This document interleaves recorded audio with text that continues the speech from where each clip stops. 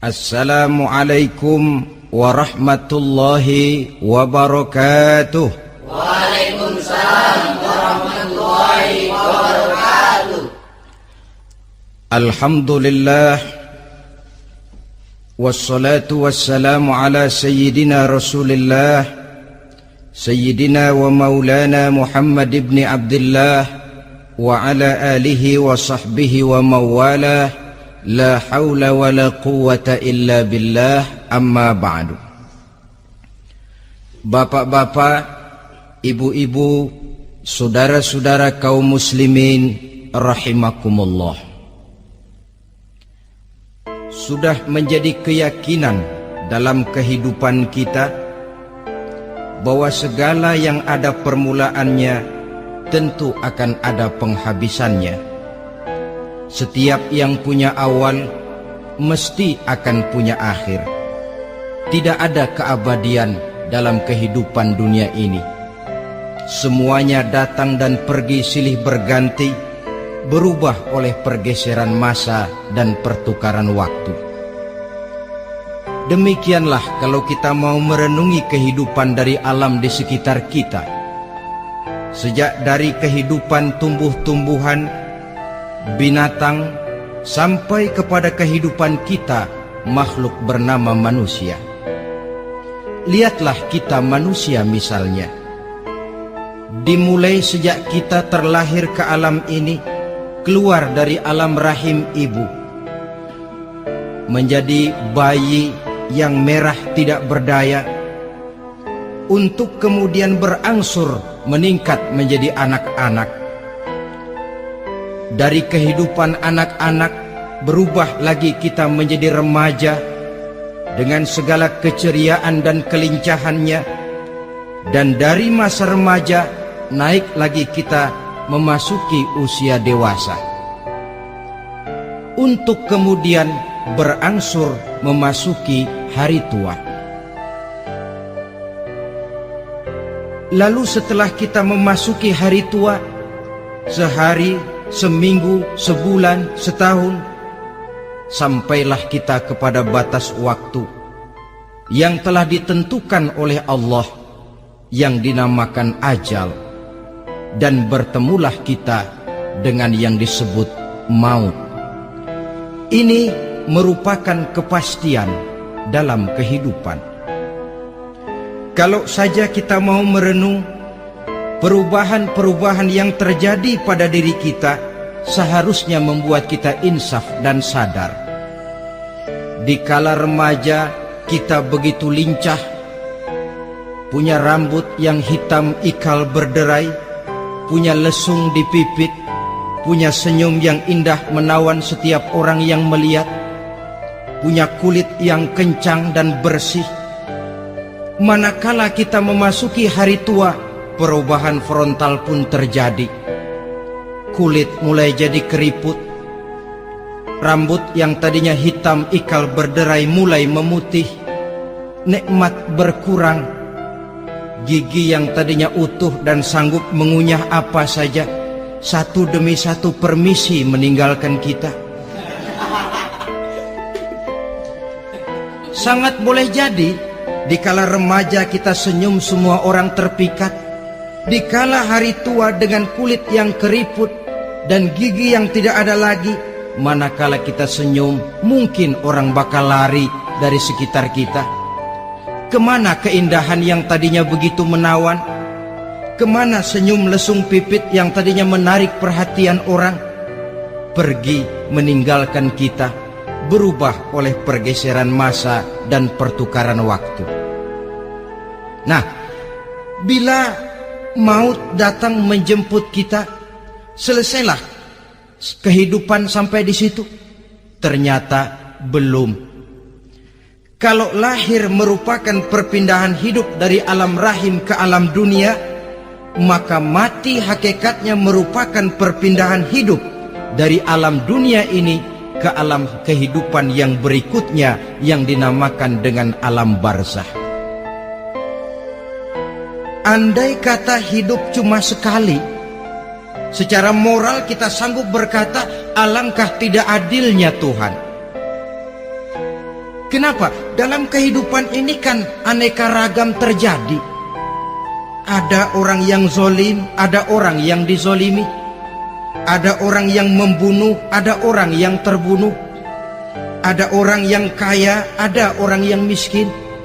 Ada orang yang jujur, ada orang yang menghalalkan segala cara. Sehingga banyak ketidakadilan yang terlepas daripada pengadilan dunia. Lalu orang pun bilang, di dunia ini katanya banyak pengadilan tapi sulit keadilan. Di dunia ini mudah mencari pengadilan tapi sulit untuk mencari ketidakadilan. Andai kata hidup cuma sekali, tidak akan ada hidup sesudah hidup yang sekarang ini. Bagaimanakah nasib mereka yang lepas dari pengadilan dunia ini? Alangkah tidak adilnya Allah, andai kata tidak ada kehidupan sesudah hidup yang sekarang. Tentulah akan terjadi di mana orang menghalalkan segala macam cara untuk mencapai tujuan. Yang penting kan saya kaya, yang penting kan saya punya jabatan dan kedudukan tinggi. Kalau perlu jilat atas, jilat atas. Kalau perlu sikut kiri kanan, sikut kiri kanan. Kalau perlu injak bawah, injak yang bawah. Ini prinsip daripada orang-orang komunis. Dan pantas karena mereka tidak percaya kepada kiamat.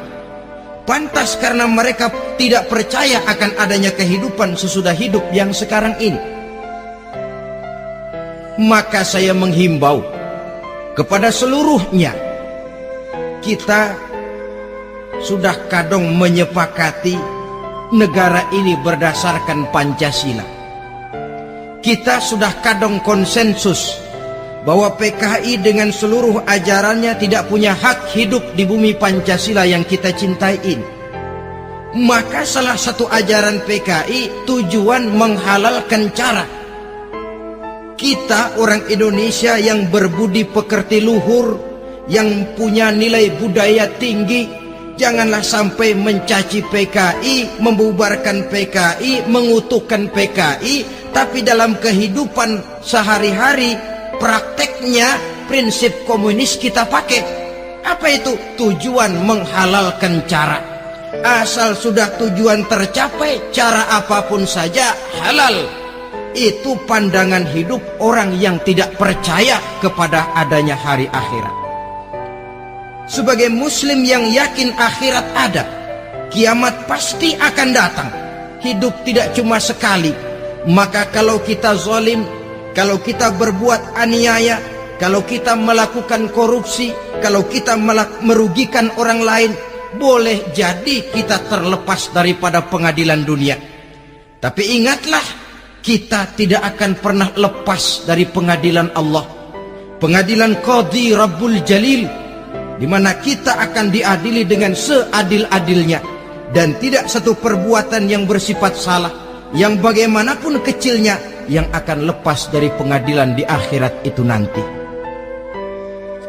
Pantas saja kalau satu hari malaikat Jibril datang menasihati Rasulullah sallallahu alaihi wasallam, yang artinya juga menasihati kita semua. Apa kata malaikat Jibril kepada baginda Nabi? Ya Muhammad, ish ma syi'ta fa innaka mayyitun. Hai Muhammad, hiduplah semau kamu, tapi jangan lupa kamu pasti akan mati. Kalau memang dilarang tidak terlarang, dicegah tidak tercegah, kamu mau melaksanakan hidup menurut maumu sendiri, persilakan, hiduplah menurut mau dan gayamu. Tapi jangan lupa, fa innaka mayyitun, satu saat kau pasti bakal mati. Dan mati itu bukan akhir dari segalanya. Dia babak baru bagi kehidupan selanjutnya. Silakan hidup menurut maumu, tapi jangan lupa kau pasti akan mati. Wa'mal ma syi'ta fa innaka majziyun bih. Kerjakan apa saja yang kamu mau. Kalau kau mau menghalalkan segala macam cara, persilahkan halalkan segala macam cara. Tapi jangan lupa kau akan mendapat balasan dari seluruh amal perbuatanmu. Wa ahbib ma syi'ta fa innaka mufariquhu, dan cintailah apa saja yang mau kau cintai. Kau cintai anak istrimu, silahkan. Kau cintai harta bendamu, tafadhal. Kau cintai tanah airmu, kau cintai pangkat dan jabatanmu, persilahkan. Tapi jangan lupa, fa innaka mufariquhu, kau pasti akan berpisah dan akan meninggalkan segala yang kau cintai itu. Apa artinya ini buat kita? Ternyata sesudah maut datang menjemput kita, ada kehidupan sesudah hidup yang sekarang ini. Ini yang mendorong kita untuk dalam kehidupan di dunia ini tidak melakukan prinsip saenake dewe, semaunya sendiri saja, asal perut kenyang, asal pangkat tinggi, asal harta dapat. Masa bodoh dengan merugikan orang lain, masa bodoh dengan menipu orang lain. Iku jenenge saenake dewe. Muslim tidak diajarkan. Ingat manusia, setelah kau mati, setelah kiamat datang, kau akan dibangkitkan, kau akan dimintakan pertanggungan jawab tentang kehidupan yang sekarang ini.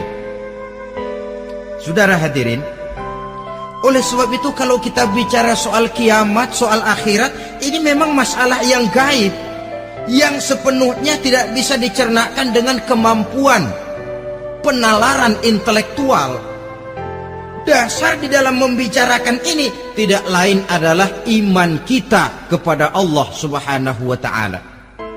Bukan cuma zaman sekarang, dari zamannya Nabi. Orang itu kalau sudah bicara kiamat, bicara akhirat, ada yang ragu-ragu, ada yang menolak sama sekali. Bukan dari zaman sekarang, dari zaman dulu. Pernah kok satu saat Rasulullah itu dakwah, menceritakan, saudara-saudara, akan terjadi kiamat di mana Allah akan membangkitkan manusia dari kuburnya untuk memintakan pertanggungan jawab. Ini dalam dakwahnya Nabi pidato macam itu. Apa reaksi orang? Yang beriman ya mantap, tapi yang tidak beriman, bajingan-bajingan Quraisy ini, mereka bertepuk tangan, mengejek, mencaci. Malahan ini yang luar biasa, ada dua orang kafir namanya Ubay bin Ka'ab dan Al-As bin Wa'il. Mendengar pidato macam ini, mereka buru-buru pulang ke rumah. Ngapain? Ngambil pacul. Lalu berangkat nyari kuburan tua. Dia gali itu kuburan. Tulang-tulangnya diangkut, dibawa ke depan Nabi. Ya Muhammad, tulang-tulang yang udah hancur begini, siapa yang bisa ngidupin lagi? Yang macam-macam aja kamu Muhammad, nggak rasional, nggak masuk akal. Allah menjawab. Apa kata Allah? Wa daraba lana mathalan wa nasiya khalqah. Qala man yuhyil 'izama wa hiya ramim.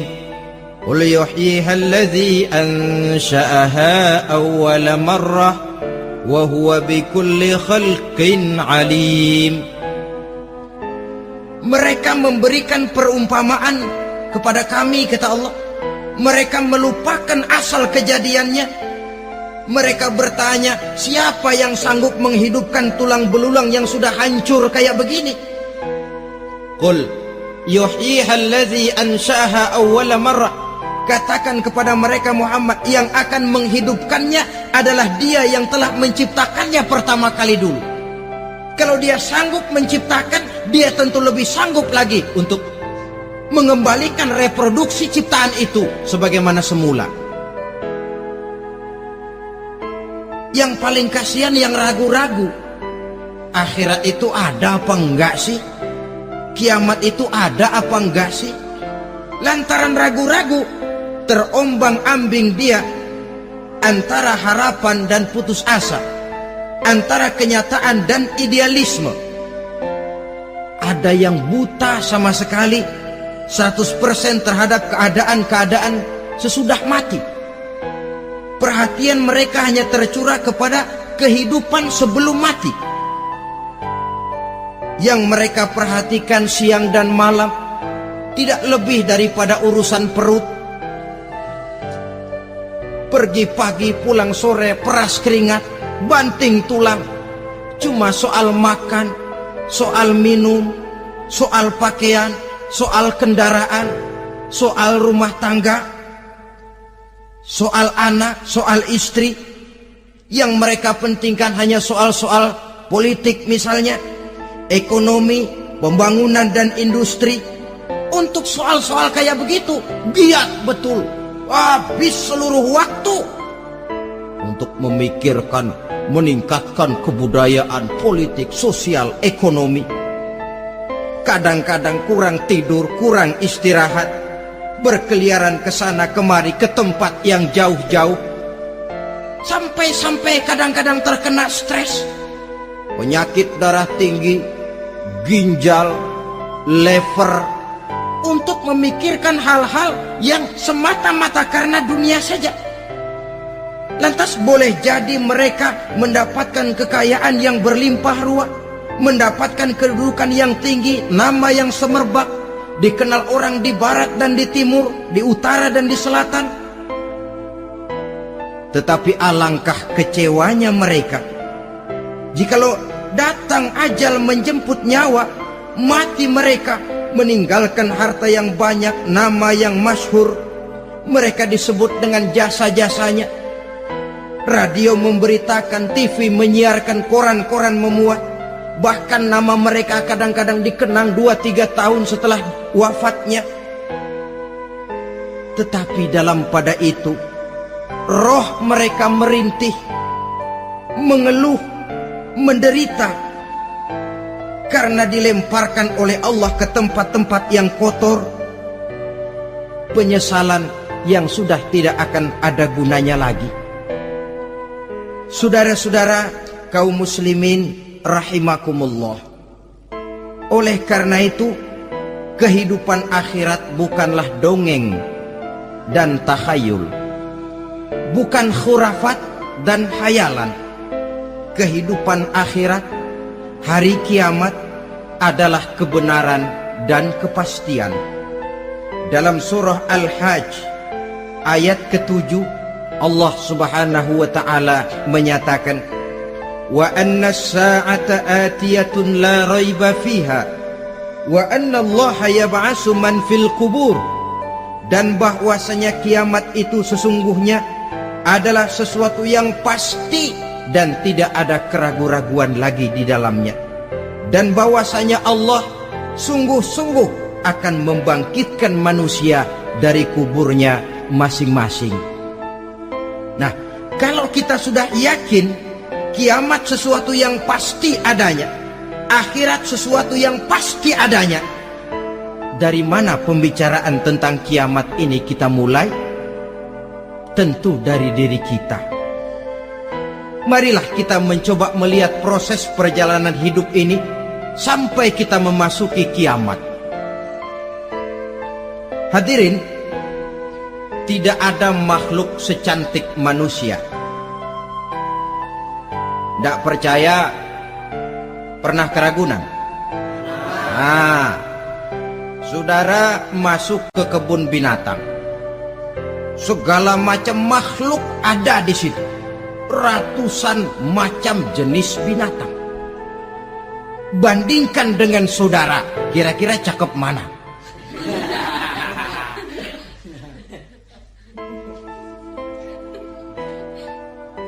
Dari seluruh makhluk yang diciptakan Allah itu, manusia fi ahsani taqwim, dalam bentuk yang paling sempurna, sejak susunan biologis sampai kemampuan berpikir. Biologis kita ya Allah, diciptakan kita begini rupa, diberikan 2 kaki untuk berjalan, 2 tangan untuk bekerja, diberikan 2 mata, dua-duanya di depan. Pernah saudara mikir kalau mata kita yang satu di depan, yang satu di belakang? Rasanya nggak laku kacamata itu.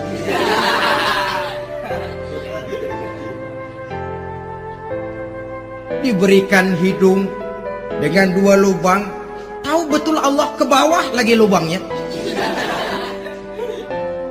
Coba pikir kalau lubang hidung kita menghadap ke atas. Aduh, kalau musim hujan repot jagain hidung. Laqad khalaqnal insana fi ahsani taqwim. Sungguh telah kami ciptakan manusia dalam bentuk kejadian yang paling sempurna ketimbang makhluk-makhluk Allah lainnya. Nah, kesempurnaan manusia ini oleh karena hidupnya terdiri dari 2 unsur pokok. Pertama unsur jasmani dan kedua unsur rohani. Jasad dan roh.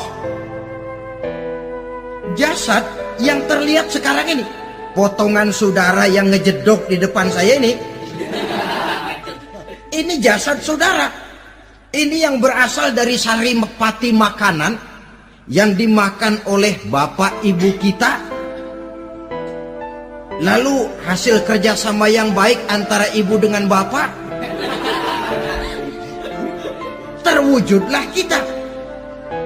Kalimat langsungnya jasad ini berasal dari tanah yang tadi berubah dari bayi, remaja, dewasa, meningkat hari tua. Yang berubah itu jasmani kita.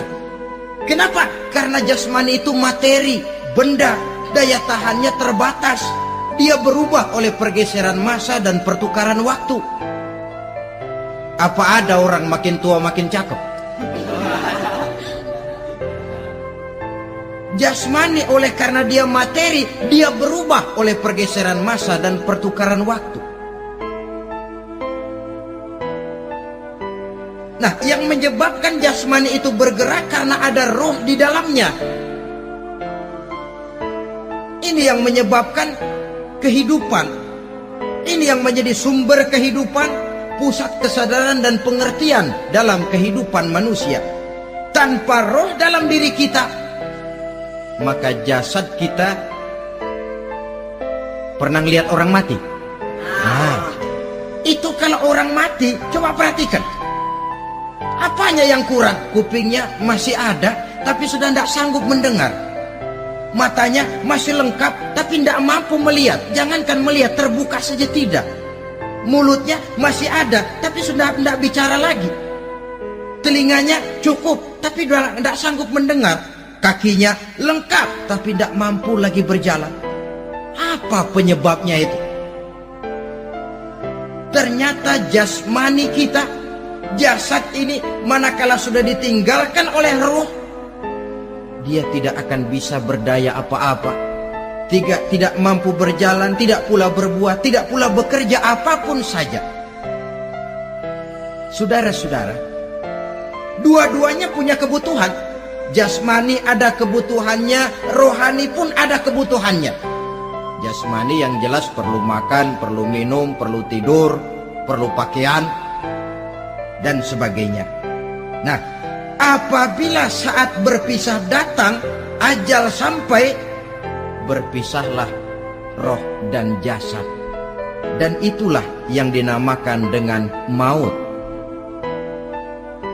Jadi, apa sih mati itu? Mati adalah berpisahnya roh dengan jasad.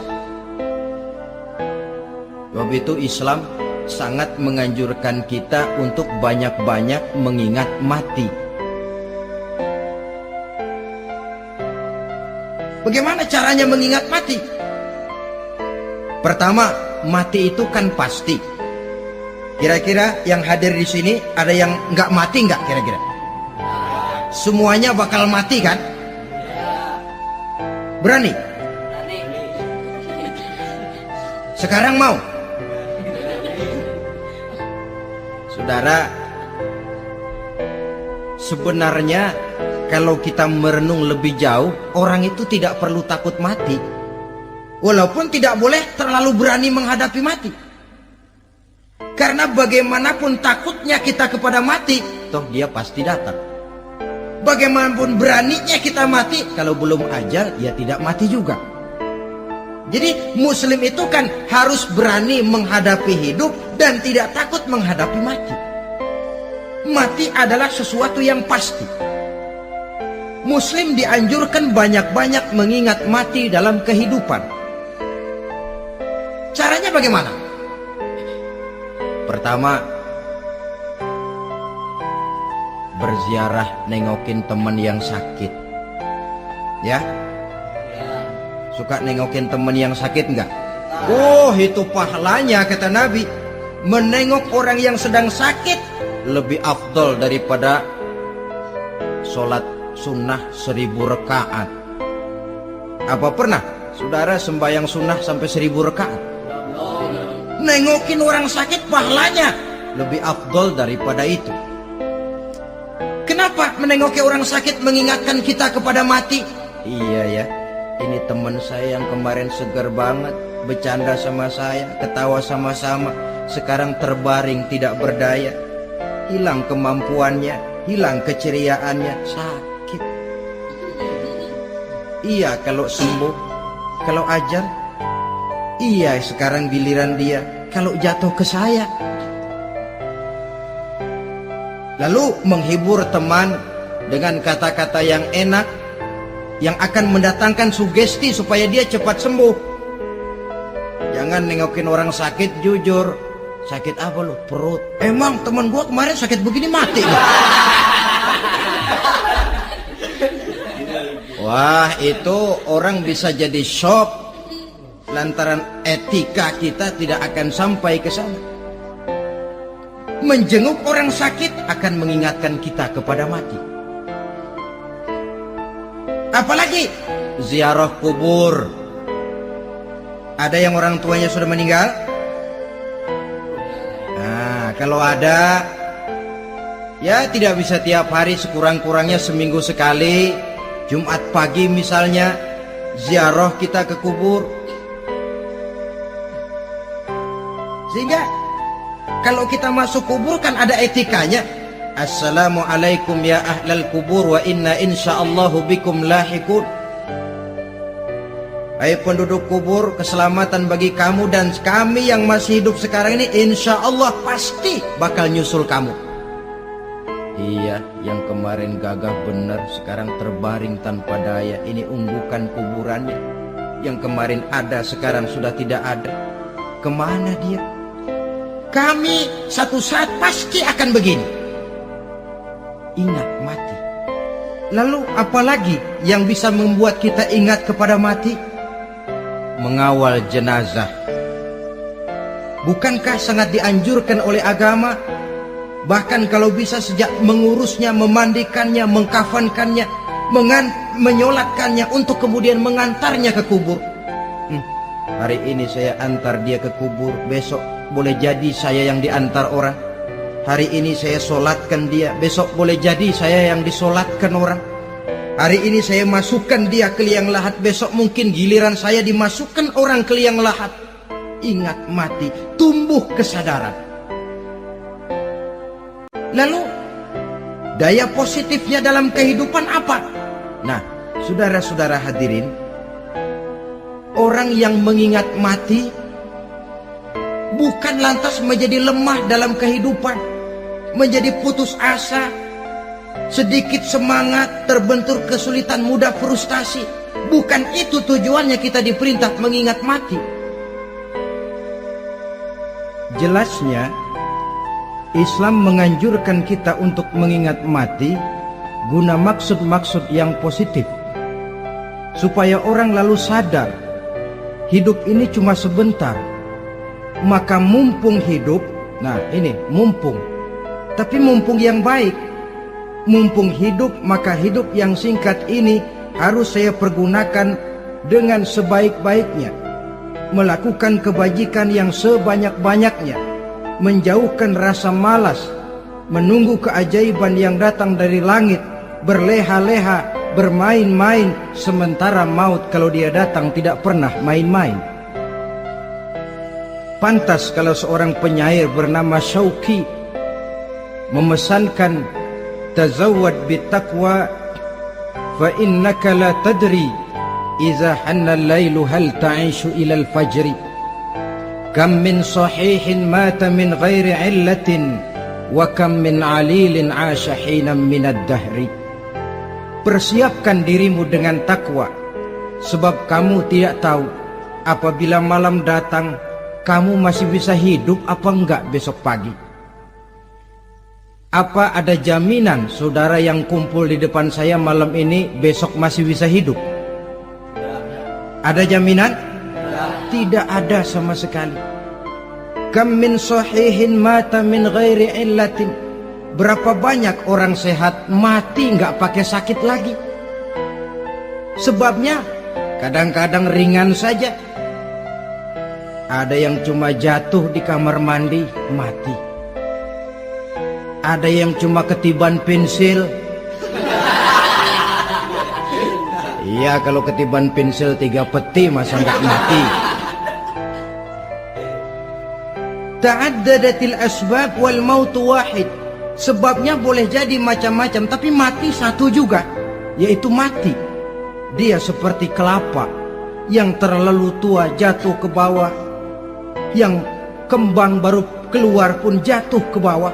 Itulah mati.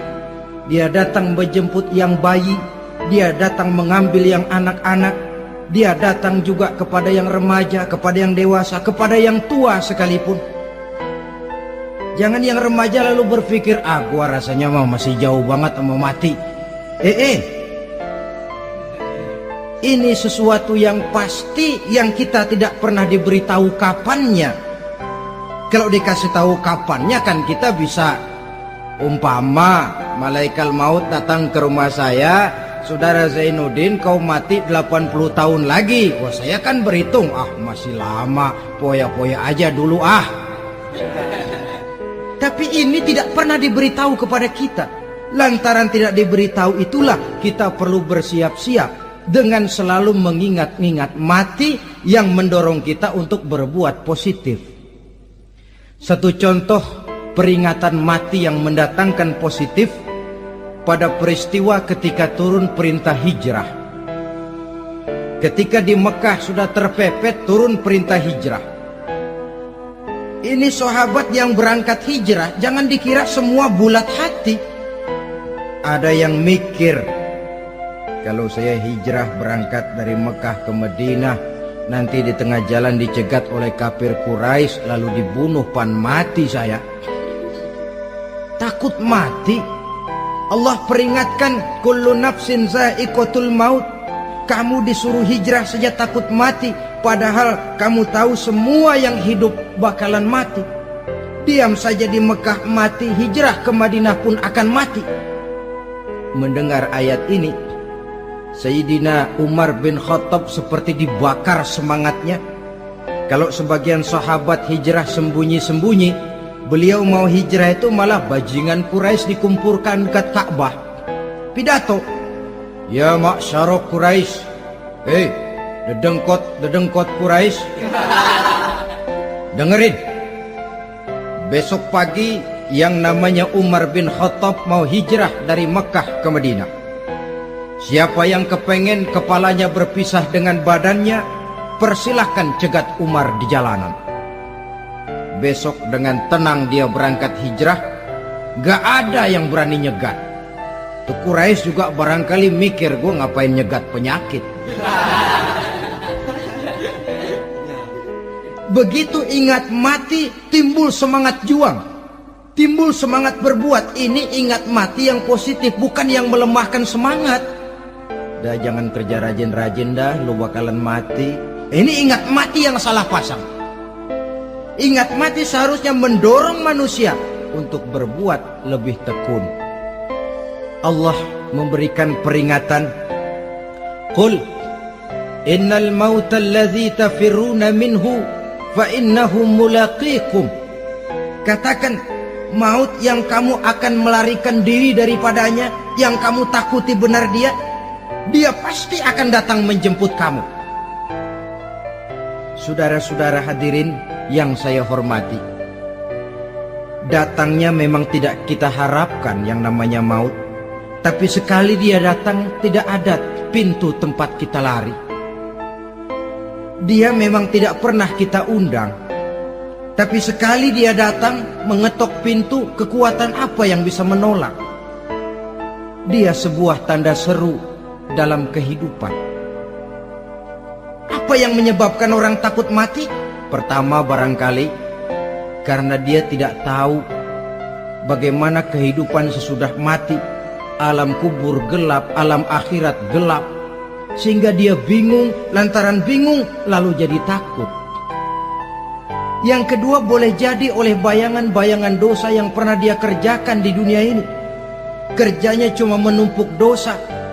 Dia gembira, bahagia, tertawa di atas tumpukan dosanya, merasa segan berpisah dengan seluruh kehidupan ini. Sehingga boleh jadi maut adalah sesuatu yang ditakutkannya benar dalam kehidupan. Tapi bagaimanapun takutnya, tidak ada tempat lari dari dia. Dalam ayat lain Allah jelaskan, "Ainama takunu yudrikumul mautu walau kuntum fi burujim musayyadah." Di mana saja kamu berada, dalam benteng yang paling tangguh sekalipun, maut pasti akan datang menjemput kamu. Nah, bagaimana caranya maut datang menjemput kita? Bila datang dia, sang malaikat pencabut nyawa, malaikat Israel namanya, hendak mengambil roh kita. Dalam suasana macam begitu, di akhir kehidupan dunia, dalam berhadapan dengan sakaratul maut, terbagilah manusia dalam dua bagian besar. Pertama, yang menghadapi sakaratul maut itu dengan husnul khatimah, baik di akhirnya, sehingga pada saat ruhnya berpisah dengan jasadnya, kelihatan dia seperti senyum, mukanya cerah.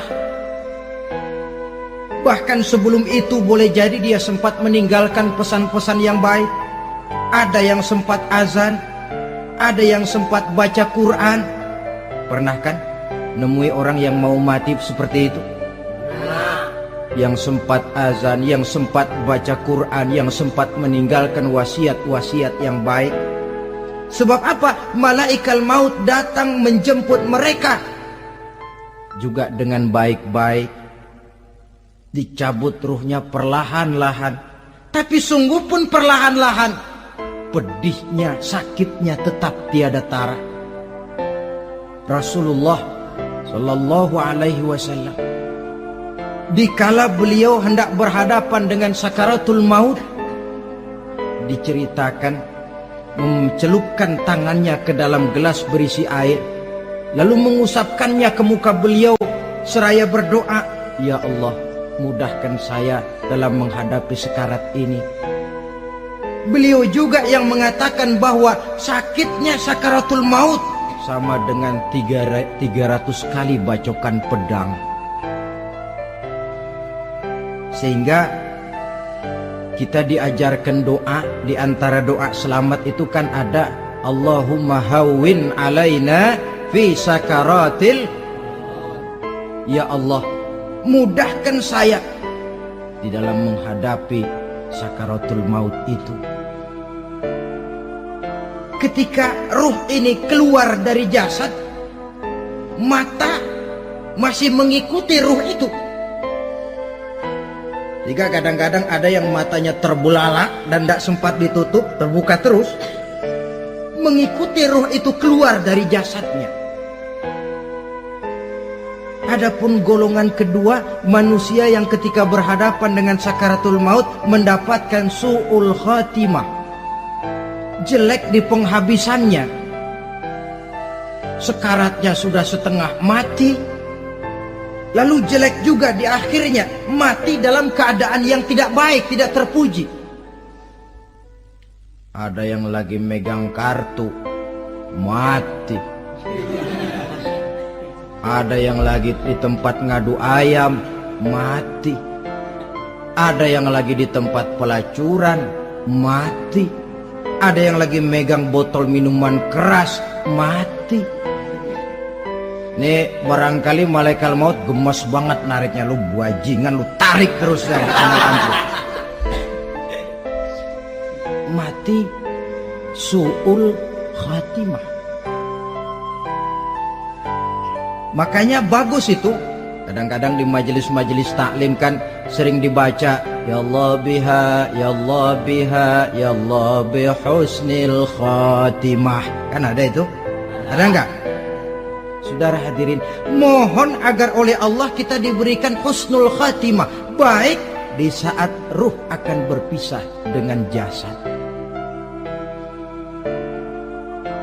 Ini sesuatu yang pasti. Sang malaikat maut datang menjemput nyawa. Setelah ruh berpisah dari badan, maka tinggallah sang badan, ditangisi oleh semua yang kita tinggalkan. Sehingga kepada putrinya Fatimah, ketika malaikat maut datang hendak menjemput baginda Nabi, beliau berkata kepada anaknya, Fatimah, kamu tahu siapa yang datang? Saya tidak tahu, Bapak. Yang datang hadimul lazat. Itu dia yang menghancurkan seluruh kesenangan dunia. Wa qati'us syahwat, yang memisahkan kita dengan seluruh yang kita cintai. Dia malaikat maut, Pak. Manakala jasad sudah ditinggalkan oleh ruh, itulah yang dikerubungi orang. Anak menangis, istri menangis, orang tua bersedih, teman-teman merasa kehilangan, menangisi jasad. Diuruslah jasad kita, dimandikan sebagaimana mestinya, dikafankan dengan kain putih 3 lembar. Itu yang hendak kita bawa kembali ke tempat asal kita. Pakaian sutra, jas yang mereknya Switzerland wool, kain yang Samarinda, sepatu yang Belly atau Beltoni, jam tangan yang Rolex, kendaraan yang serba mewah, tidak ada yang menyertai kita. Kain putih 3 lembar itu saja lagi. Demi setelah dikafankan, dibujurkan kita menghadap ke arah kiblat, orang banyak pun datang menyolatkan kita dengan 4 takbir, diiringi dengan doa. Lalu upacara pelepasan, berangkat kita meninggalkan anak, istri, suami, kampung halaman, tanah air, bahkan alam dunia ini. Selamat tinggal alam dan seluruh isinya. Tinggallah yang tinggal. Saya akan kembali ke tempat asal dari mana saya datang, untuk kembali mempertanggungjawabkan seluruh perbuatan saya dalam kehidupan ini. Manakala upacara pelepasan selesailah sudah, dimasukkan kita ke keranda jenazah, digotong orang, bismillah wa ala millati rasulillah,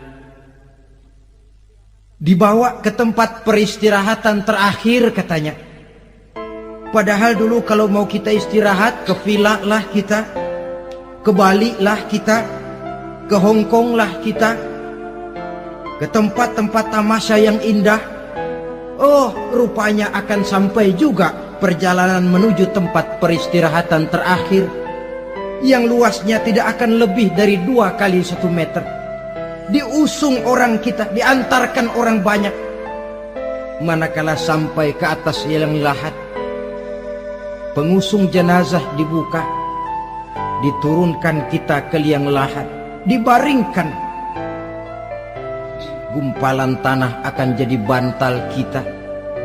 Muka dibuka, dihadapkan ke arah kiblat. Setelah itu ditutup liang lahat kita dengan kayu. Masih belum kurang, diuruk dengan tanah. Yang menguruk orang-orang yang tadinya mencintai kita, menyayangi kita. Tapi ketika jasad sudah ditinggalkan ruh, habis rupanya cintanya. Coba jasad kalau sudah ditinggalkan ruh, 3 hari aja di rumah, serem. Ya mayit, siapa yang betah nemenin mayit?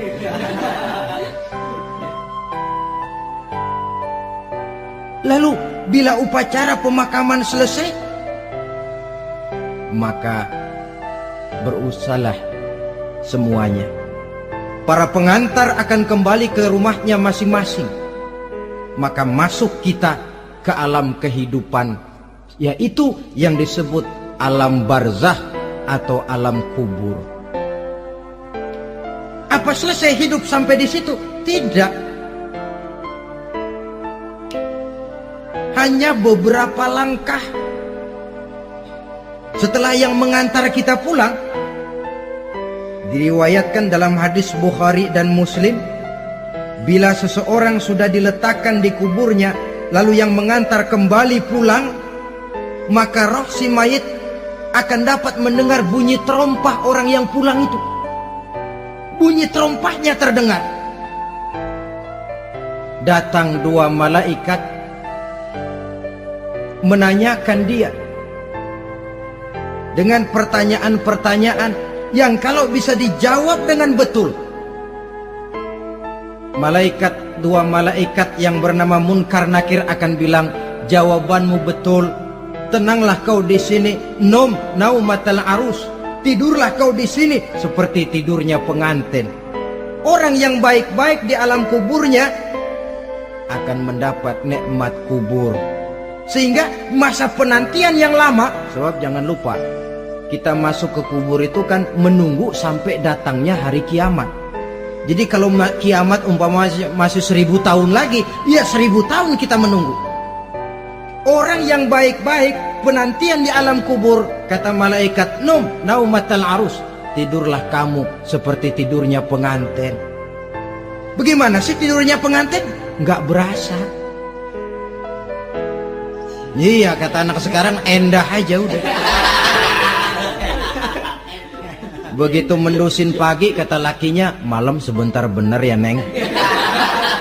Sebentar betul katanya malam. Ya tentu saja tidak terasa. Kenapa? Dia tidak pernah memikirkan waktu. Terbawa oleh kenikmatan dan kelezatan yang dirasakannya dalam kehidupan.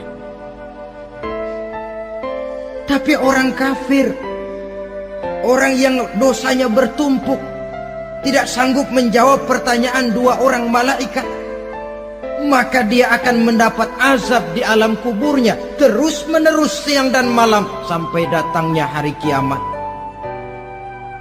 Ibarat maling ayam ketangkep, belum masuk pengadilan udah digebugin duluan. Kan begitu kan? Ada maling ayam nggak di sini? Nah, itu yang nyaut tadi pengalaman itu. Di sidang belum divonis, belum digebugin babak belur. Saudara hadirin, maka alam kubur bisa merupakan raudhatun min riyadil jannah, taman di antara taman-taman surga, pun juga bisa merupakan hufratun min hufarin niran, menjadi liang daripada neraka. Ada lagi riwayat yang dari Imam Muslim yang diperoleh dari Zaid bin Sabit. Zaid bin Sabit cerita, satu hari kami bersama Rasulullah SAW berada dalam kebun kepunyaan Bani Najjar. Rasulullah sedang duduk di atas keledai. Tiba-tiba entah bagaimana itu keledai terkejut, kaget, berontak, hampir Rasulullah jatuh. Rasulullah kemudian bertanya, rupanya di kebun itu ada kuburan tua, 5 atau 4 kuburan. Rasulullah lalu bertanya, saudara-saudara ada yang tahu nggak ini kuburan siapa? Nggak ada ya Rasulullah. Memang kenapa? Ini penghuni kuburnya lagi disiksa oleh Allah. Andai kata boleh saya mohon kepada Allah supaya kamu dengar seperti yang saya dengar, andai kata saja kamu kuat mendengarnya, saya pasti akan berdoa. Tapi sayang, saya yakin kamu pasti tidak akan kuat mendengar mereka mendapat azab di kuburnya. Hadis sahih riwayat Imam Muslim dari Zaid bin Sabit. Kehidupan di alam barzah. Pak, iya kalau yang matinya dikuburin. Lah kalau yang matinya diceburin ke laut, dibakar, di medan perang hilang nggak ketahuan kemana jenazahnya. Saudara, hilang kek, dikubur kek, di dalam lautan direndam kek, itu kan cuma logika kita. Menurut Allah tidak ada perbedaan orang mati dikubur di dasar lautan, atau dibakar sampai jadi abu, atau gugur di medan perang tidak ketemu jenazahnya. Entah mereka tetap masuk ke alam barzah namanya. Jasad boleh hancur, tapi roh sebagai sumber kehidupan, pusat kesadaran dan pengertian, dia tetap ada, mengalami kebahagiaan dan kegembiraan, atau mengalami kepedihan dan penderitaan, bergantung kepada amalan yang kita lakukan dalam kehidupan di dunia ini.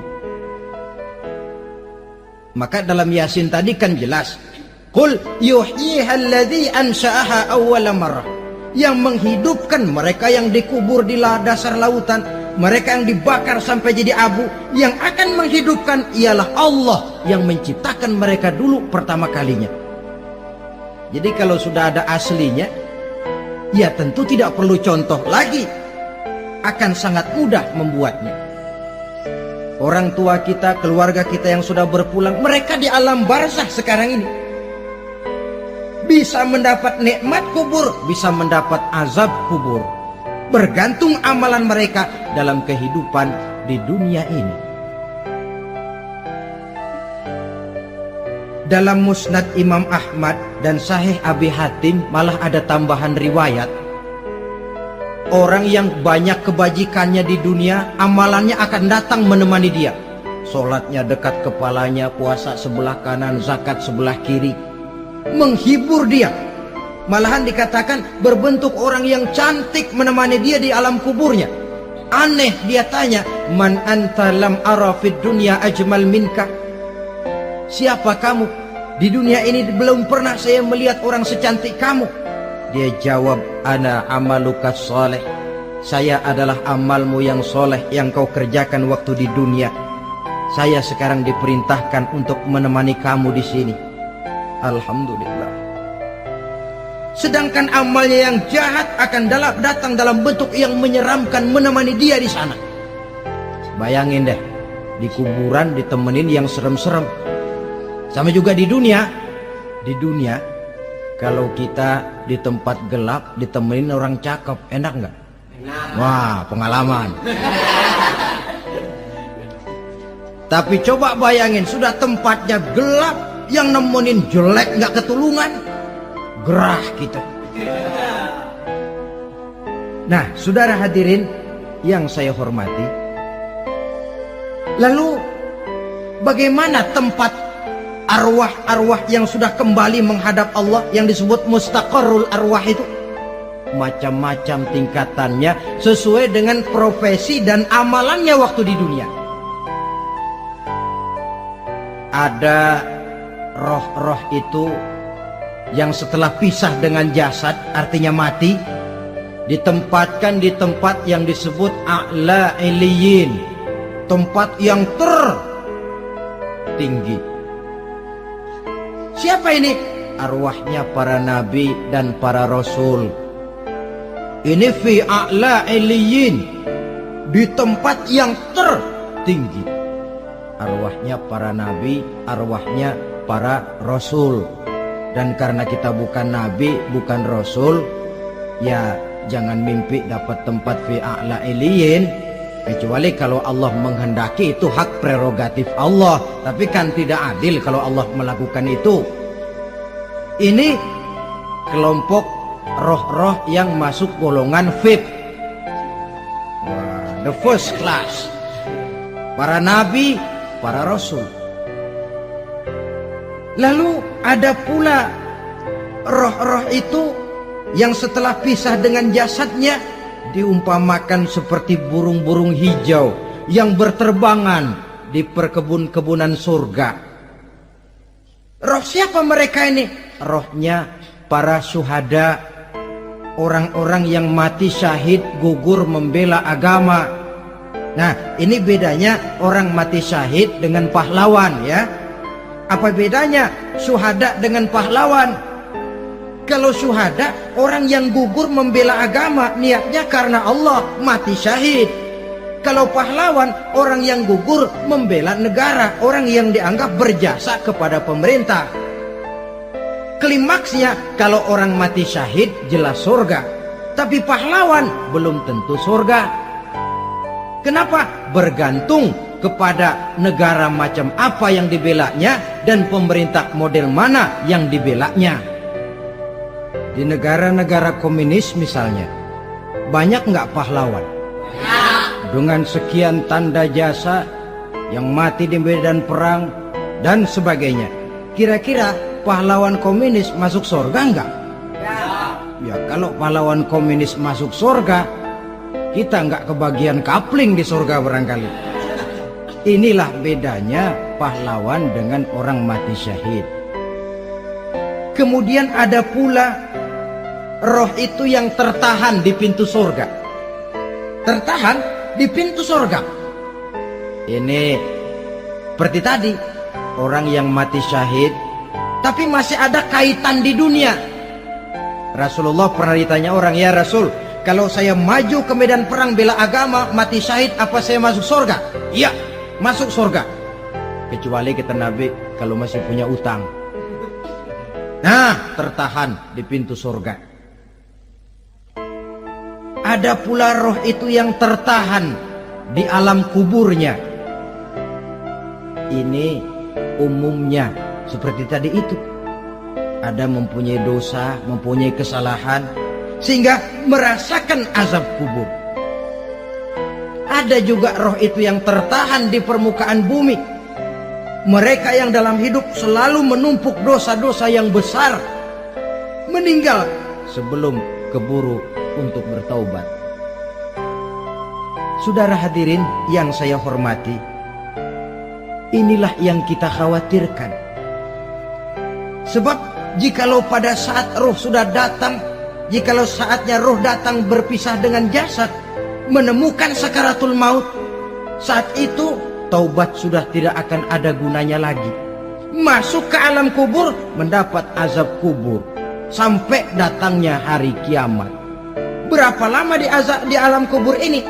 Menunggulah kita sampai datang saatnya kiamat. Bapak-bapak, ibu-ibu, saudara-saudara kaum muslimin rahimakumullah. Sudah menjadi keyakinan dalam kehidupan kita bahwa segala yang ada permulaannya tentu akan ada penghabisannya. Setiap yang punya awal mesti akan punya akhir. Tidak ada keabadian dalam kehidupan dunia ini. Semuanya datang dan pergi silih berganti, berubah oleh pergeseran masa dan pertukaran waktu. Demikianlah kalau kita mau merenungi kehidupan dari alam di sekitar kita. Sejak dari kehidupan tumbuh-tumbuhan, binatang, sampai kepada kehidupan kita, makhluk bernama manusia. Lihatlah kita manusia misalnya. Dimulai sejak kita terlahir ke alam ini, keluar dari alam rahim ibu, menjadi bayi yang merah tidak berdaya, untuk kemudian berangsur meningkat menjadi anak-anak.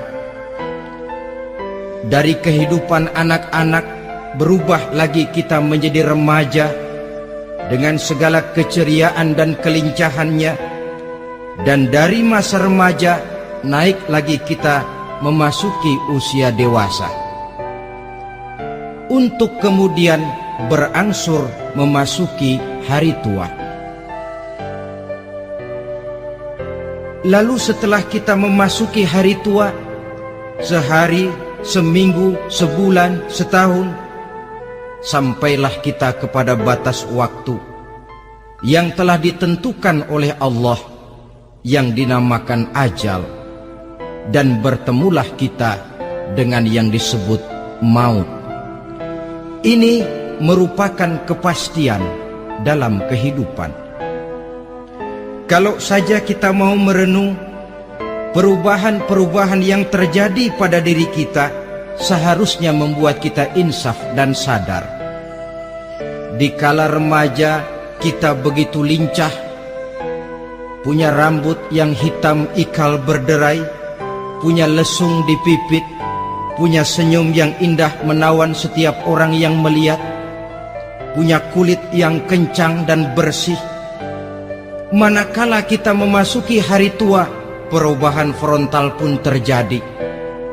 Kulit mulai jadi keriput, rambut yang tadinya hitam ikal berderai mulai memutih, nikmat berkurang, gigi yang tadinya utuh dan sanggup mengunyah apa saja, satu demi satu permisi meninggalkan kita. Sangat boleh jadi dikala remaja kita senyum semua orang terpikat, dikala hari tua dengan kulit yang keriput dan gigi yang tidak ada lagi, manakala kita senyum mungkin orang bakal lari dari sekitar kita. Kemana keindahan yang tadinya begitu menawan? Kemana senyum lesung pipit yang tadinya menarik perhatian orang? Pergi meninggalkan kita, berubah oleh pergeseran masa dan pertukaran waktu. Nah, bila maut datang menjemput kita, selesailah kehidupan sampai di situ? Ternyata belum.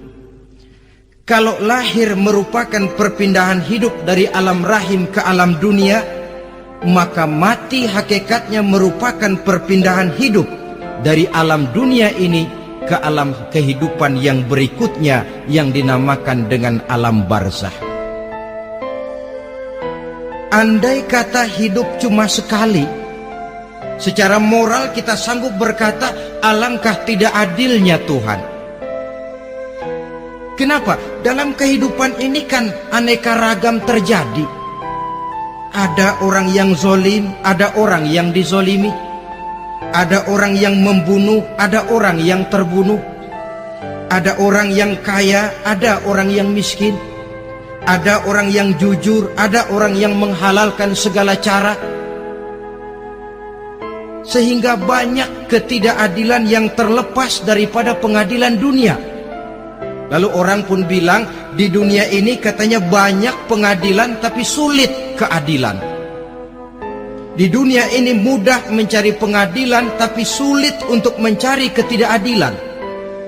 Andai kata hidup cuma sekali, tidak akan ada hidup sesudah hidup yang sekarang ini.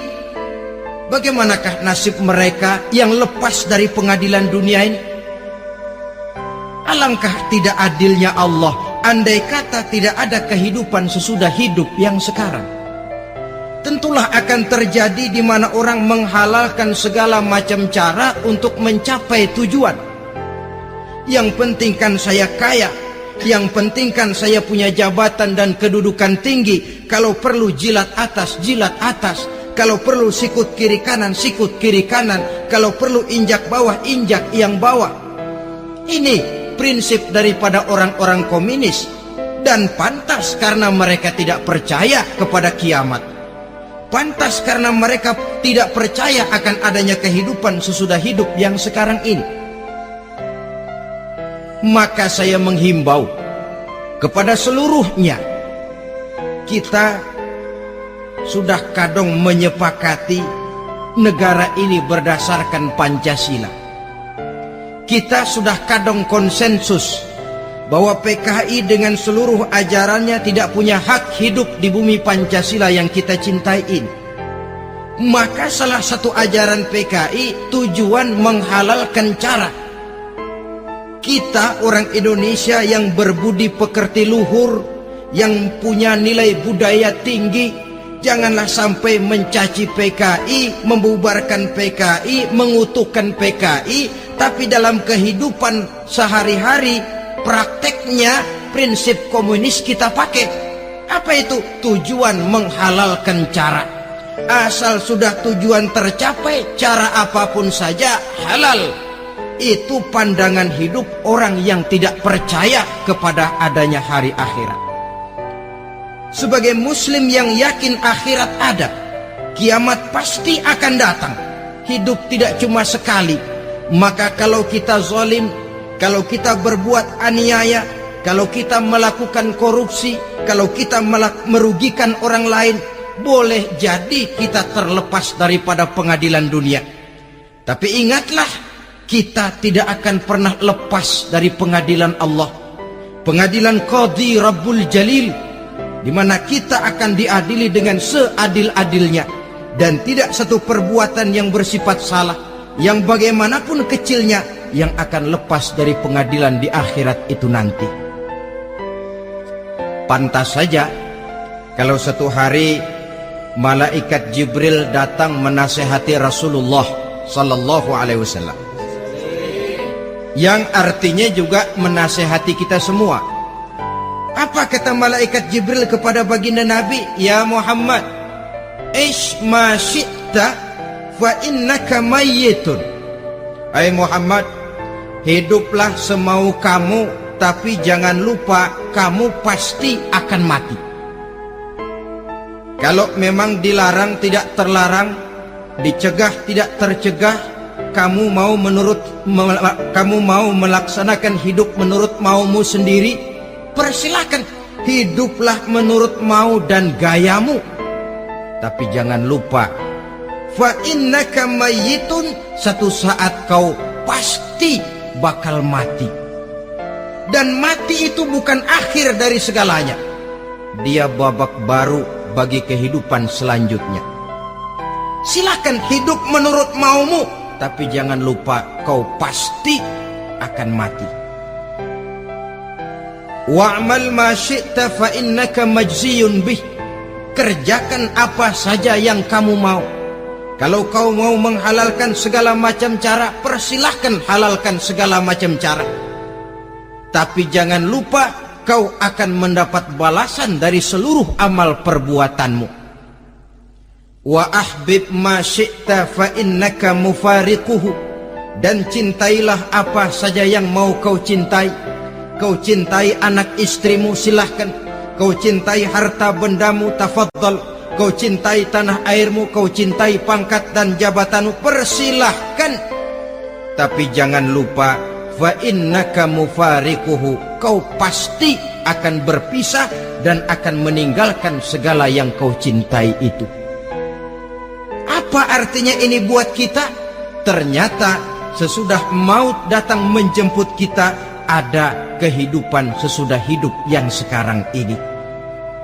Ini yang mendorong kita untuk dalam kehidupan di dunia ini tidak melakukan prinsip saenake dhewe,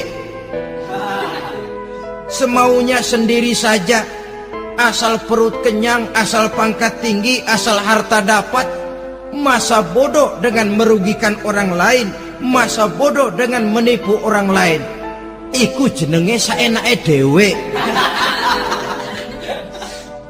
Muslim tidak diajarkan. Ingat manusia, setelah kau mati, setelah kiamat datang, kau akan dibangkitkan, kau akan dimintakan pertanggungan jawab tentang kehidupan yang sekarang ini. Saudara hadirin, oleh sebab itu kalau kita bicara soal kiamat, soal akhirat, ini memang masalah yang gaib, yang sepenuhnya tidak bisa dicernakkan dengan kemampuan penalaran intelektual. Dasar di dalam membicarakan ini tidak lain adalah iman kita kepada Allah Subhanahu wa ta'ala. Bukan cuma zaman sekarang, dari zamannya Nabi. Orang itu kalau sudah bicara kiamat, bicara akhirat, ada yang ragu-ragu, ada yang menolak sama sekali. Bukan dari zaman sekarang, dari zaman dulu.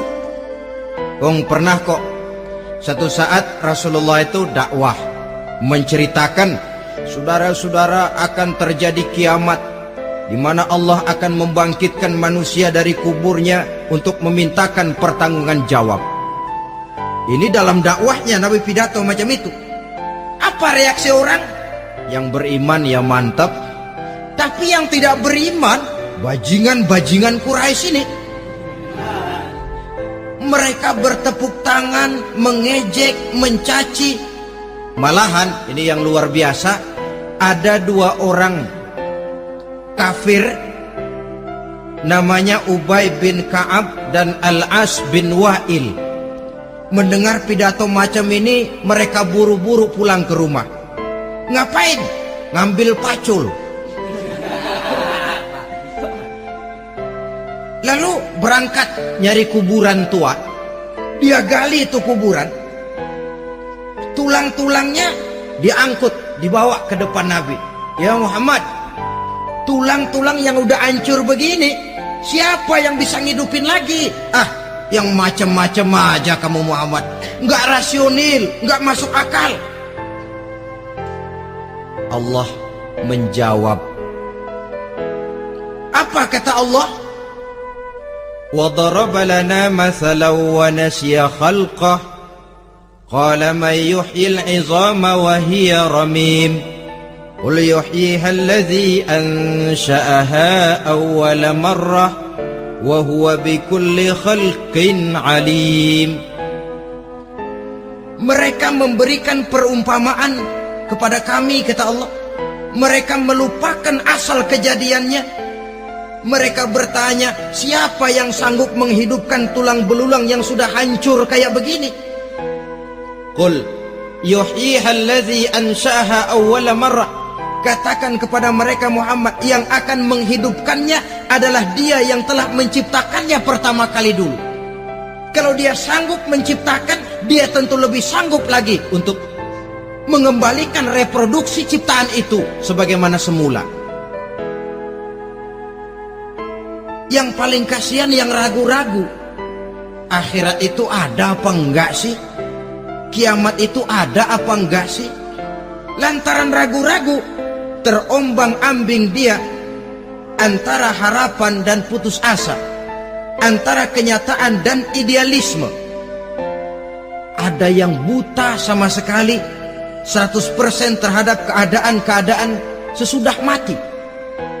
Perhatian mereka hanya tercurah kepada kehidupan sebelum mati. Yang mereka perhatikan siang dan malam tidak lebih daripada urusan perut.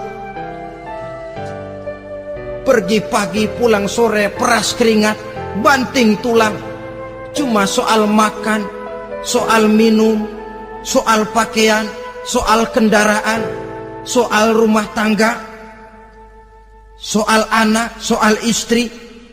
Yang mereka pentingkan hanya soal-soal politik misalnya, ekonomi, pembangunan dan industri. Untuk soal-soal kayak begitu, giat betul, habis seluruh waktu untuk memikirkan, meningkatkan kebudayaan, politik, sosial, ekonomi. Kadang-kadang kurang tidur, kurang istirahat, berkeliaran ke sana kemari ke tempat yang jauh-jauh, sampai-sampai kadang-kadang terkena stres, penyakit darah tinggi, ginjal, lever, untuk memikirkan hal-hal yang semata-mata karena dunia saja. Lantas boleh jadi mereka mendapatkan kekayaan yang berlimpah ruah, mendapatkan kedudukan yang tinggi, nama yang semerbak, dikenal orang di barat dan di timur, di utara dan di selatan. Tetapi alangkah kecewanya mereka jikalau datang ajal menjemput nyawa, mati mereka, meninggalkan harta yang banyak, nama yang masyhur. Mereka disebut dengan jasa-jasanya. Radio memberitakan, TV menyiarkan, koran-koran memuat. Bahkan nama mereka kadang-kadang dikenang 2-3 tahun setelah wafatnya.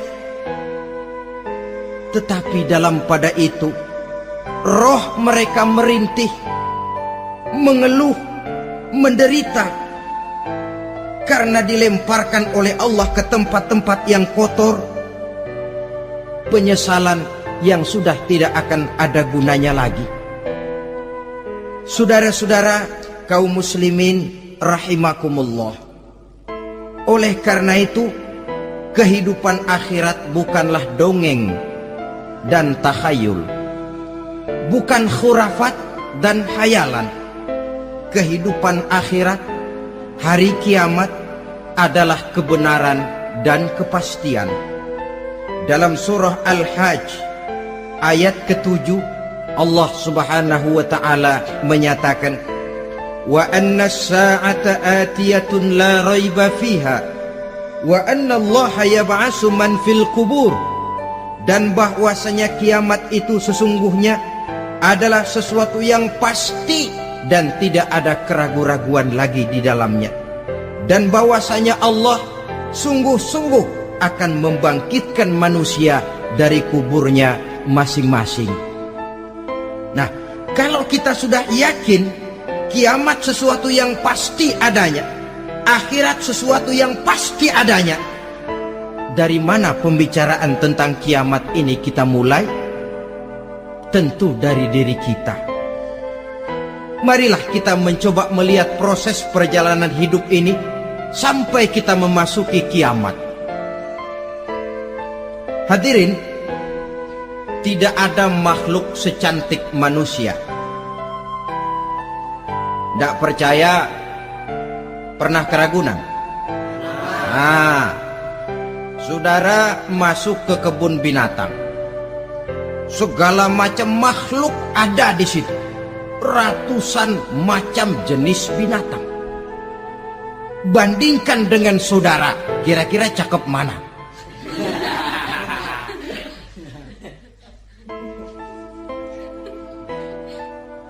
Dari seluruh makhluk yang diciptakan Allah itu, manusia fi ahsani taqwim, dalam bentuk yang paling sempurna, sejak susunan biologis sampai kemampuan berpikir.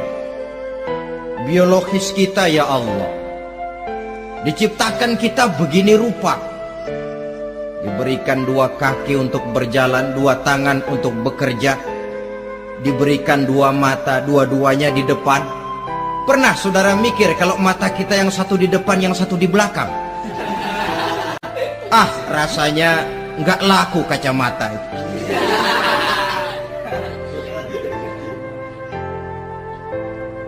Diberikan hidung dengan 2 lubang. Tahu betul Allah ke bawah lagi lubangnya. Coba pikir kalau lubang hidung kita menghadap ke atas. Aduh, kalau musim hujan repot jagain hidung. Laqad khalaqnal insana fi ahsani taqwim.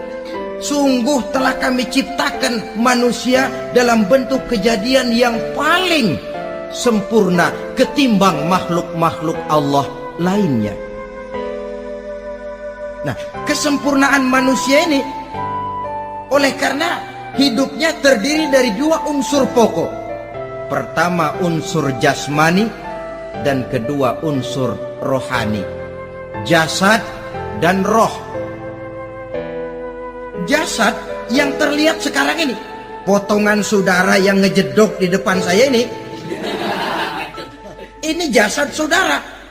Ini yang berasal dari saripati makanan yang dimakan oleh bapak ibu kita. Lalu hasil kerjasama yang baik antara ibu dengan bapak, terwujudlah kita. Kalimat langsungnya, jasad ini berasal dari tanah yang tadi berubah dari bayi, remaja, dewasa, meningkat hari tua. Yang berubah itu jasmani kita. Kenapa? Karena jasmani itu materi, benda, daya tahannya terbatas. Dia berubah oleh pergeseran masa dan pertukaran waktu. Apa ada orang makin tua makin cakep? Jasmani oleh karena dia materi, dia berubah oleh pergeseran masa dan pertukaran waktu. Nah, yang menyebabkan jasmani itu bergerak karena ada roh di dalamnya. Ini yang menyebabkan kehidupan. Ini yang menjadi sumber kehidupan, pusat kesadaran dan pengertian dalam kehidupan manusia. Tanpa roh dalam diri kita, maka jasad kita. Pernah lihat orang mati? Nah, itu kalau orang mati, coba perhatikan. Apanya yang kurang? Kupingnya masih ada, tapi sudah tidak sanggup mendengar. Matanya masih lengkap, tapi tidak mampu melihat. Jangankan melihat, terbuka saja tidak. mulutnya masih ada tapi sudah tidak bicara lagi. Telinganya cukup tapi sudah tidak sanggup mendengar. Kakinya lengkap tapi tidak mampu lagi berjalan. Apa penyebabnya itu? Ternyata jasmani kita, jasad ini manakala sudah ditinggalkan oleh ruh, dia tidak akan bisa berdaya apa-apa. Tidak mampu berjalan, tidak pula berbuat, tidak pula bekerja apapun saja. Saudara-saudara, dua-duanya punya kebutuhan. Jasmani ada kebutuhannya, rohani pun ada kebutuhannya. Jasmani yang jelas perlu makan, perlu minum, perlu tidur, perlu pakaian, dan sebagainya.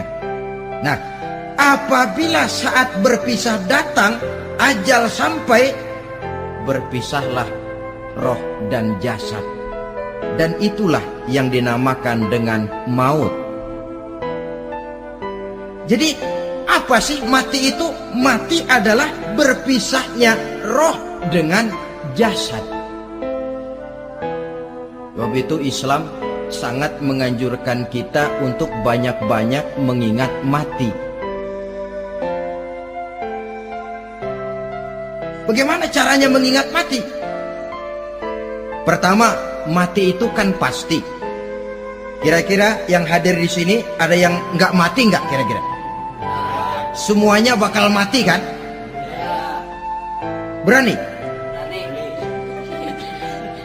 Sekarang mau? Saudara, sebenarnya kalau kita merenung lebih jauh, orang itu tidak perlu takut mati. Walaupun tidak boleh terlalu berani menghadapi mati. Karena bagaimanapun takutnya kita kepada mati, toh dia pasti datang. Bagaimanapun beraninya kita mati, kalau belum ajal, ya tidak mati juga. Jadi muslim itu kan harus berani menghadapi hidup dan tidak takut menghadapi mati. Mati adalah sesuatu yang pasti. Muslim dianjurkan banyak-banyak mengingat mati dalam kehidupan. Caranya bagaimana? Pertama, berziarah nengokin teman yang sakit. Ya? Suka nengokin teman yang sakit enggak? Oh, itu pahalanya kata Nabi. Menengok orang yang sedang sakit lebih afdol daripada sholat sunnah 1000 rakaat. Apa pernah saudara sembahyang sunnah sampai 1000 rakaat? Nengokin orang sakit pahalanya lebih afdol daripada itu. Kenapa menengoki orang sakit mengingatkan kita kepada mati? Iya ya, ini teman saya yang kemarin segar banget, bercanda sama saya, ketawa sama-sama, sekarang terbaring tidak berdaya, hilang kemampuannya, hilang keceriaannya, sakit. Iya kalau sembuh, kalau ajal, iya sekarang giliran dia, kalau jatuh ke saya. Lalu menghibur teman dengan kata-kata yang enak, yang akan mendatangkan sugesti supaya dia cepat sembuh. Jangan nengokin orang sakit, jujur. Sakit apa lu? Perut. Emang teman gua kemarin sakit begini mati loh. Wah, itu orang bisa jadi shock lantaran etika kita tidak akan sampai ke sana. Menjenguk orang sakit akan mengingatkan kita kepada mati. Apalagi ziarah kubur. Ada yang orang tuanya sudah meninggal? Nah, kalau ada, ya tidak bisa tiap hari, sekurang-kurangnya seminggu sekali. Jumat pagi misalnya, ziarah kita ke kubur. Sehingga kalau kita masuk kubur kan ada etikanya. Assalamualaikum ya ahlal kubur wa inna insyaallahu bikum lahikun. Hai penduduk kubur, keselamatan bagi kamu dan kami yang masih hidup sekarang ini insyaallah pasti bakal nyusul kamu. Iya, yang kemarin gagah benar sekarang terbaring tanpa daya. Ini unggukan kuburannya. Yang kemarin ada sekarang sudah tidak ada. Kemana dia? kami satu saat pasti akan begini. Ingat mati. Lalu apalagi yang bisa membuat kita ingat kepada mati? Mengawal jenazah. Bukankah sangat dianjurkan oleh agama? Bahkan kalau bisa sejak mengurusnya, memandikannya, mengkafankannya, menyolatkannya untuk kemudian mengantarnya ke kubur. Hari ini saya antar dia ke kubur, besok boleh jadi saya yang diantar orang. Hari ini saya solatkan dia, besok boleh jadi saya yang disolatkan orang. Hari ini saya masukkan dia ke liang lahat, besok mungkin giliran saya dimasukkan orang ke liang lahat. Ingat mati, tumbuh kesadaran. Lalu daya positifnya dalam kehidupan apa? Nah, saudara-saudara hadirin, orang yang mengingat mati bukan lantas menjadi lemah dalam kehidupan, menjadi putus asa, sedikit semangat, terbentur kesulitan, mudah frustasi. Bukan itu tujuannya kita diperintah mengingat mati. Jelasnya Islam menganjurkan kita untuk mengingat mati guna maksud-maksud yang positif, supaya orang lalu sadar hidup ini cuma sebentar. Maka mumpung hidup, nah ini mumpung, tapi mumpung yang baik. Mumpung hidup, maka hidup yang singkat ini harus saya pergunakan dengan sebaik-baiknya, melakukan kebajikan yang sebanyak-banyaknya, menjauhkan rasa malas, menunggu keajaiban yang datang dari langit, berleha-leha, bermain-main, sementara maut kalau dia datang tidak pernah main-main. Pantas kalau seorang penyair bernama Syauqi memesankan, tazawwad bittaqwa fa innaka la tadri iza hanna al-lailu hal ta'ishu ila al-fajri. Kam min sahihin mata min ghairi illatin wa kam min alilin 'asha hinan min ad-dahri. Persiapkan dirimu dengan takwa, sebab kamu tidak tahu apabila malam datang kamu masih bisa hidup apa enggak besok pagi. Apa ada jaminan saudara yang kumpul di depan saya malam ini besok masih bisa hidup? Ada jaminan? Tidak ada sama sekali. Kam min sahihin mata min ghairi illatin. Berapa banyak orang sehat mati nggak pakai sakit lagi. Sebabnya kadang-kadang ringan saja.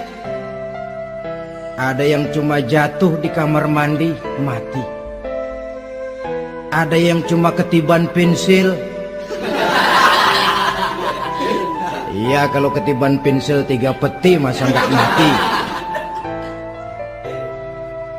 Ta'addadatil asbab wal mautu wahid. Sebabnya boleh jadi macam-macam, tapi mati satu juga, yaitu mati. Dia seperti kelapa yang terlalu tua jatuh ke bawah, yang kembang baru keluar pun jatuh ke bawah. Itulah mati. Dia datang menjemput yang bayi, dia datang mengambil yang anak-anak, dia datang juga kepada yang remaja, kepada yang dewasa, kepada yang tua sekalipun. Jangan yang remaja lalu berpikir, gua rasanya masih jauh banget mau mati. Ini sesuatu yang pasti yang kita tidak pernah diberitahu kapannya. Kalau dikasih tahu kapannya kan kita bisa, umpama malaikat maut datang ke rumah saya, saudara Zainuddin kau mati 80 tahun lagi. Wah, saya kan berhitung, masih lama, poya-poya aja dulu . Tapi ini tidak pernah diberitahu kepada kita. Lantaran tidak diberitahu itulah kita perlu bersiap-siap dengan selalu mengingat-ingat mati yang mendorong kita untuk berbuat positif. Satu contoh peringatan mati yang mendatangkan positif pada peristiwa ketika turun perintah hijrah. Ketika di Mekah sudah terpepet turun perintah hijrah.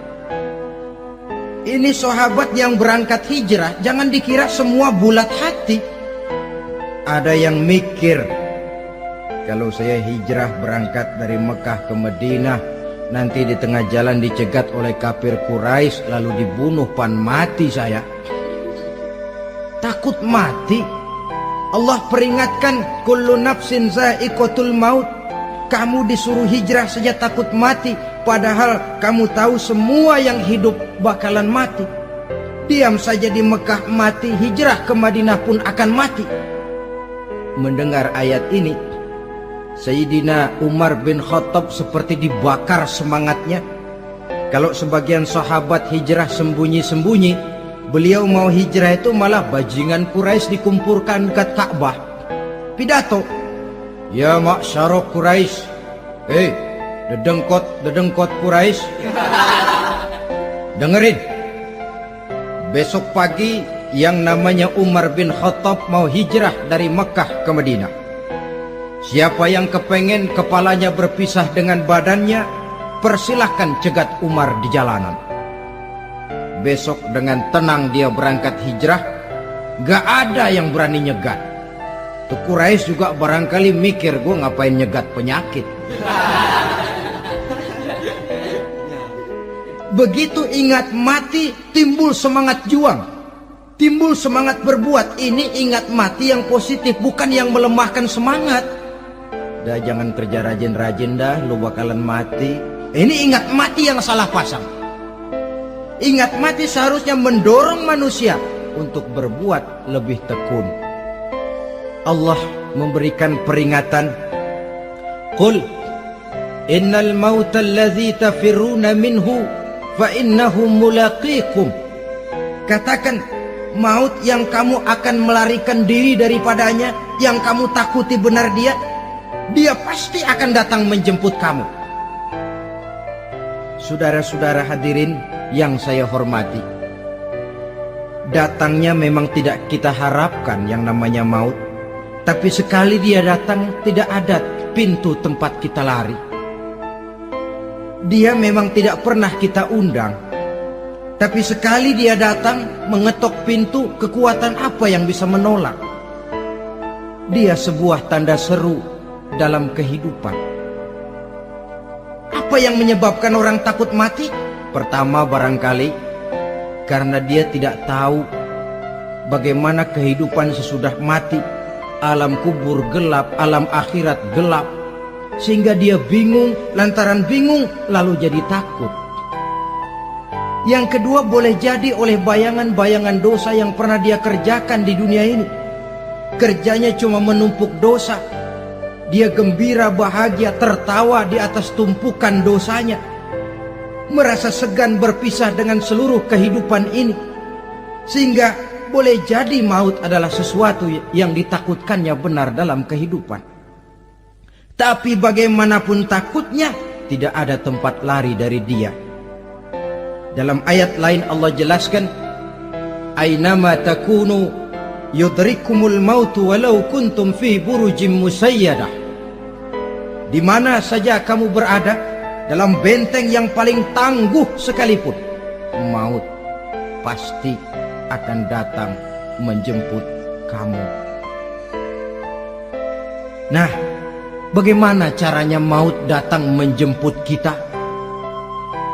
Bila datang dia, sang malaikat pencabut nyawa, malaikat Israel namanya,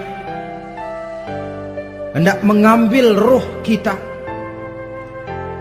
Dalam suasana macam begitu, di akhir kehidupan dunia, dalam berhadapan dengan sakaratul maut, terbagilah manusia dalam dua bagian besar. Pertama, yang menghadapi sakaratul maut itu dengan husnul khatimah, baik di akhirnya, sehingga pada saat ruhnya berpisah dengan jasadnya, kelihatan dia seperti senyum, mukanya cerah. Bahkan sebelum itu boleh jadi dia sempat meninggalkan pesan-pesan yang baik. Ada yang sempat azan, ada yang sempat baca Quran. Pernah kan nemui orang yang mau mati seperti itu? Yang sempat azan, yang sempat baca Quran, yang sempat meninggalkan wasiat-wasiat yang baik. Sebab apa? Malaikat maut datang menjemput mereka juga dengan baik-baik. Dicabut ruhnya perlahan-lahan. Tapi sungguh pun perlahan-lahan pedihnya, sakitnya tetap tiada tara. Rasulullah Sallallahu Alaihi Wasallam, dikala beliau hendak berhadapan dengan sakaratul maut, diceritakan mencelupkan tangannya ke dalam gelas berisi air, lalu mengusapkannya ke muka beliau seraya berdoa, "Ya Allah, mudahkan saya dalam menghadapi sekarat ini." Beliau juga yang mengatakan bahwa sakitnya sakaratul maut sama dengan 300 kali bacokan pedang.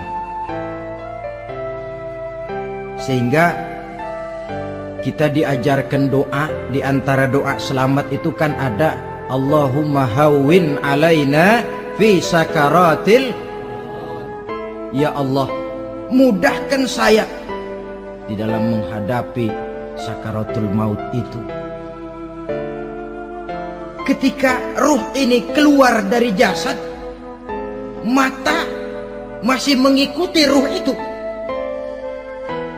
Jika kadang-kadang ada yang matanya terbelalak dan tidak sempat ditutup, terbuka terus, mengikuti ruh itu keluar dari jasadnya.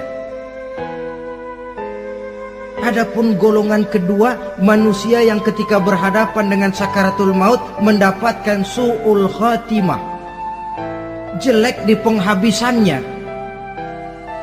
Sekaratnya sudah setengah mati, lalu jelek juga di akhirnya, mati dalam keadaan yang tidak baik, tidak terpuji. Ada yang lagi megang kartu, mati. Ada yang lagi di tempat ngadu ayam, mati. Ada yang lagi di tempat pelacuran, mati. Ada yang lagi megang botol minuman keras, mati. Nih barangkali malaikat maut gemes banget nariknya, lu bajingan, lu tarik terus yang ampun. Mati su'ul khatimah. Makanya bagus itu. Kadang-kadang di majelis-majelis taklim kan sering dibaca, ya Allah biha, ya Allah biha, ya Allah bihusnil khatimah. Kan ada itu? Ada enggak? Saudara hadirin, mohon agar oleh Allah kita diberikan husnul khatimah, baik di saat ruh akan berpisah dengan jasad. Ini sesuatu yang pasti. Sang malaikat maut datang menjemput nyawa. Setelah ruh berpisah dari badan, maka tinggallah sang badan, ditangisi oleh semua yang kita tinggalkan. Sehingga kepada putrinya Fatimah, ketika malaikat maut datang hendak menjemput baginda Nabi, beliau berkata kepada anaknya, Fatimah, kamu tahu siapa yang datang? Saya tidak tahu, Bapak. Yang datang hadimul lazat. Itu dia yang menghancurkan seluruh kesenangan dunia. Wa qati'us syahwat, yang memisahkan kita dengan seluruh yang kita cintai. Dia malaikat maut, Pak. Manakala jasad sudah ditinggalkan oleh ruh, itulah yang dikerubungi orang. Anak menangis, istri menangis, orang tua bersedih, teman-teman merasa kehilangan, menangisi jasad. Diuruslah jasad kita, dimandikan sebagaimana mestinya, dikafankan dengan kain putih 3 lembar, itu yang hendak kita bawa kembali ke tempat asal kita. Pakaian sutra, jas yang mereknya Switzerland wool, kain yang Samarinda, sepatu yang Belly atau Beltoni, jam tangan yang Rolex, kendaraan yang serba mewah, tidak ada yang menyertai kita. Kain putih 3 lembar itu saja lagi. Demi setelah dikafankan, dibujurkan kita menghadap ke arah kiblat, orang banyak pun datang menyolatkan kita dengan 4 takbir, diiringi dengan doa, lalu upacara pelepasan. Berangkat kita meninggalkan anak, istri, suami, kampung halaman, tanah air, bahkan alam dunia ini. Selamat tinggal alam dan seluruh isinya. Tinggallah yang tinggal. Saya akan kembali ke tempat asal dari mana saya datang untuk kembali mempertanggungjawabkan seluruh perbuatan saya dalam kehidupan ini. Manakala upacara pelepasan selesailah sudah, dimasukkan kita ke keranda jenazah, digotong orang, bismillah wa ala millati rasulillah, dibawa ke tempat peristirahatan terakhir katanya. Padahal dulu kalau mau kita istirahat, ke villa lah kita, ke Bali lah kita, ke Hong Kong lah kita, ke tempat-tempat tamasya yang indah. Oh, rupanya akan sampai juga perjalanan menuju tempat peristirahatan terakhir yang luasnya tidak akan lebih dari 2 kali 1 meter. Diusung orang kita, diantarkan orang banyak. Manakala sampai ke atas liang lahat, pengusung jenazah dibuka, diturunkan kita ke liang lahat, dibaringkan. Gumpalan tanah akan jadi bantal kita. Muka dibuka, dihadapkan ke arah kiblat. Setelah itu ditutup liang lahat kita dengan kayu. Masih belum kurang, diuruk dengan tanah. Yang menguruk orang-orang yang tadinya mencintai kita, menyayangi kita. Tapi ketika jasad sudah ditinggalkan ruh, habis rupanya cintanya. Coba jasad kalau sudah ditinggalkan ruh, 3 hari aja di rumah, serem. Ya mayit, siapa yang betah nemenin mayit?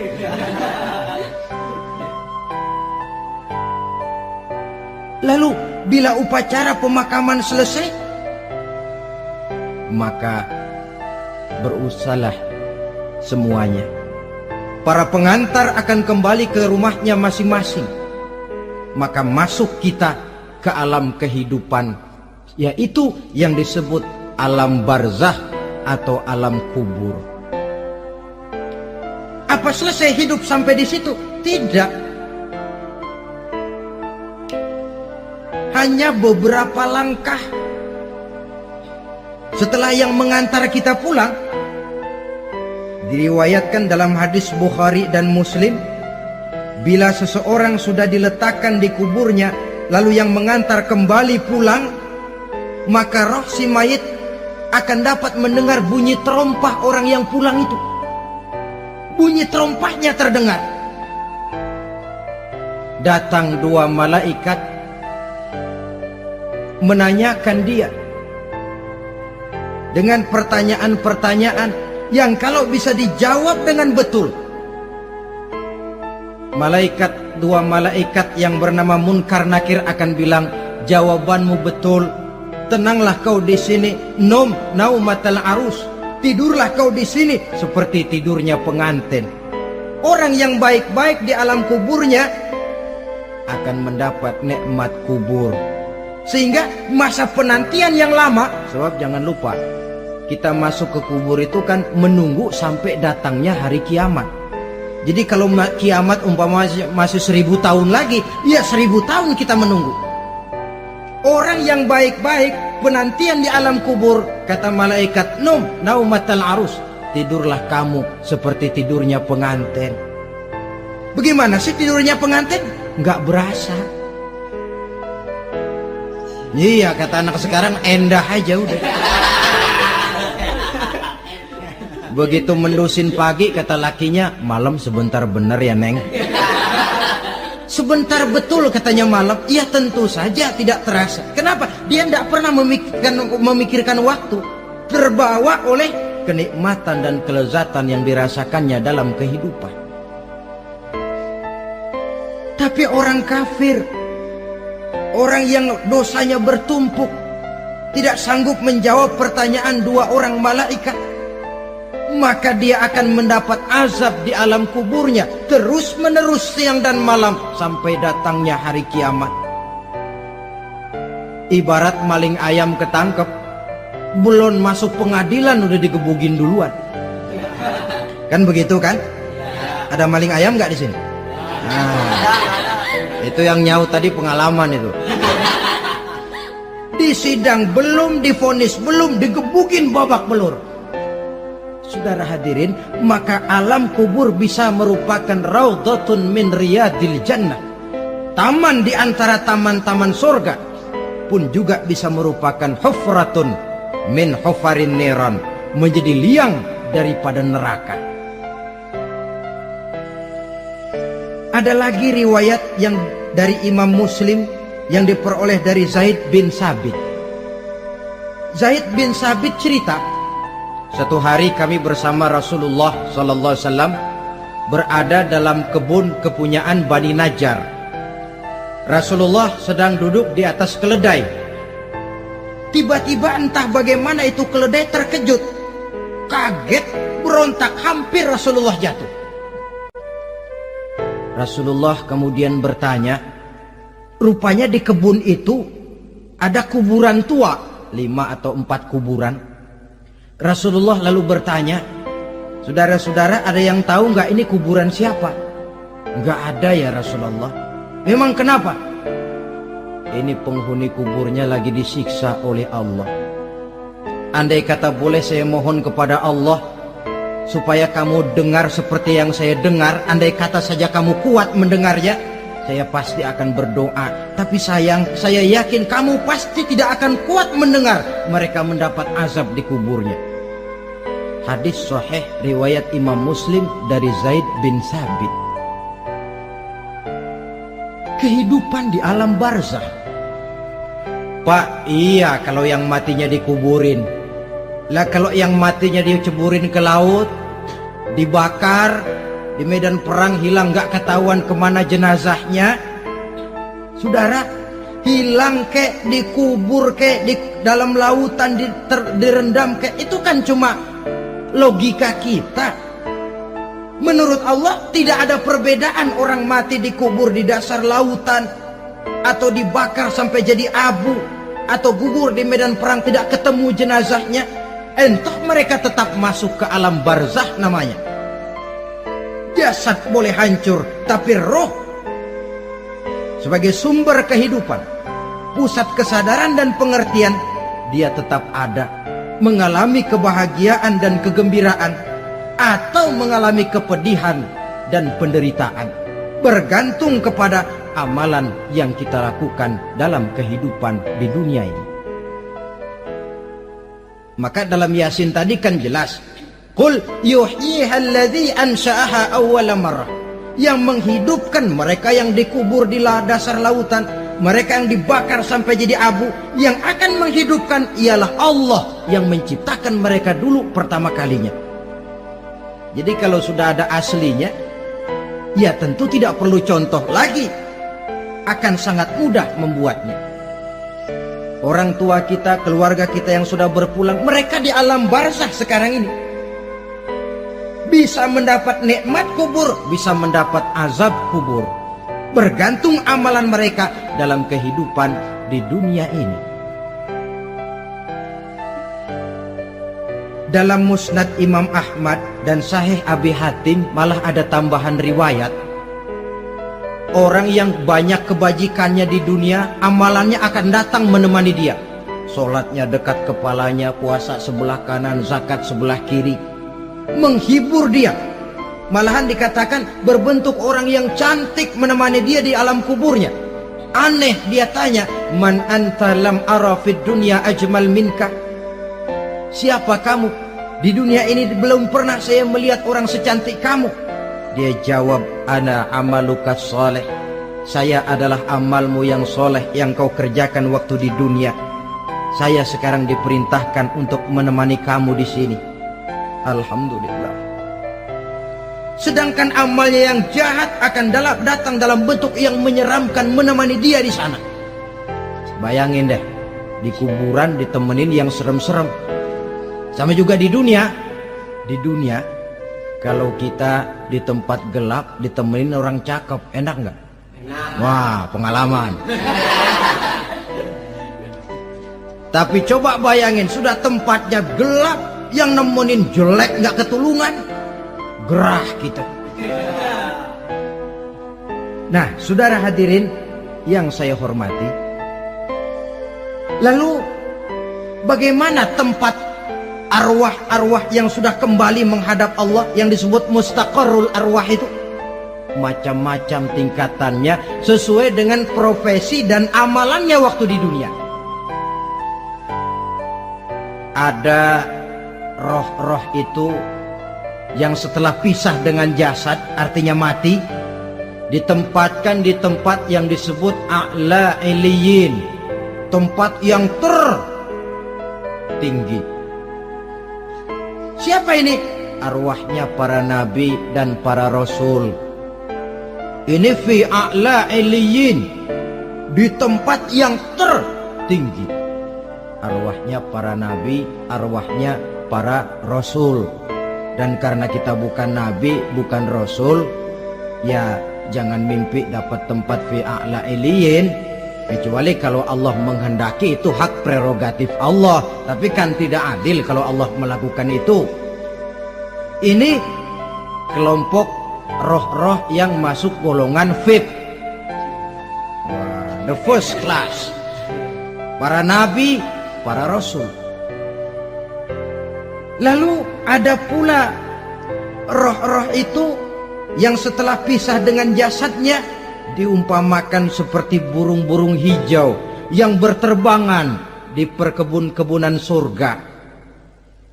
Roh siapa mereka ini? Rohnya para syuhada, orang-orang yang mati syahid gugur membela agama. Nah, ini bedanya orang mati syahid dengan pahlawan, ya. Apa bedanya syuhada dengan pahlawan? Kalau syuhada, orang yang gugur membela agama, niatnya karena Allah, mati syahid. Kalau pahlawan, orang yang gugur membela negara, orang yang dianggap berjasa kepada pemerintah. Klimaksnya, kalau orang mati syahid jelas surga, tapi pahlawan belum tentu surga.